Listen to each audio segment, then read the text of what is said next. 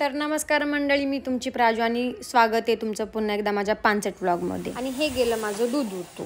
तसं नेहमीप्रमाणे मला काहीतरी कुटाणा केल्याशिवाय माझा दिवस जात नाही आणि आज आपण बनवणार आहोत कुनाफा चॉकलेट आणि ह्या बाजूला सेवया मी फ्राय करून घेतलेल्या आहेत।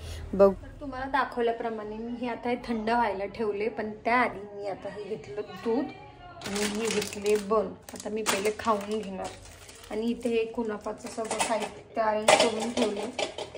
हे नाहीये, हे घड्याळासाठी आणले। चलो आता मी लावणार टीव्ही आणि टीव्ही बघत बघत करणार नाश्ता। कापूस बाहेर यायच्या आधी मला आहे ना सगळं खावं लागेल, नाही तर अर्धा बन तर तिलाच द्यावं लागेल मला।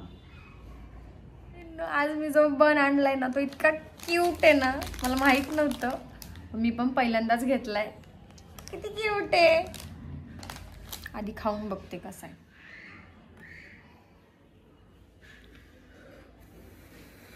गरम आहे,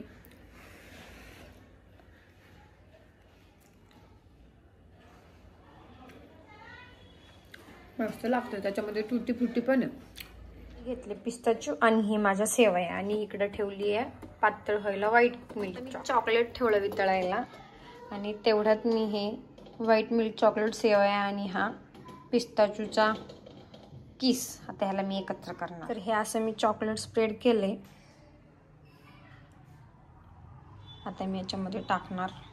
मी स्प्रेड केलं कुनाफा चॉकलेटचं मेन इन्ग्रेडियंट, मोठ्या कष्टाने याला मी सेट केले। बघू आता रिझल्ट आल्यावरच कळेल आपलं कुनाफा चॉकलेट नीट झालंय का नाही। आता मी याला ठेवलं फ्रीजरमध्ये।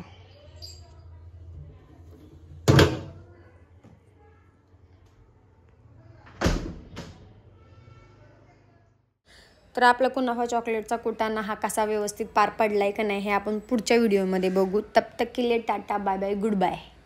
Thank you for watching guys.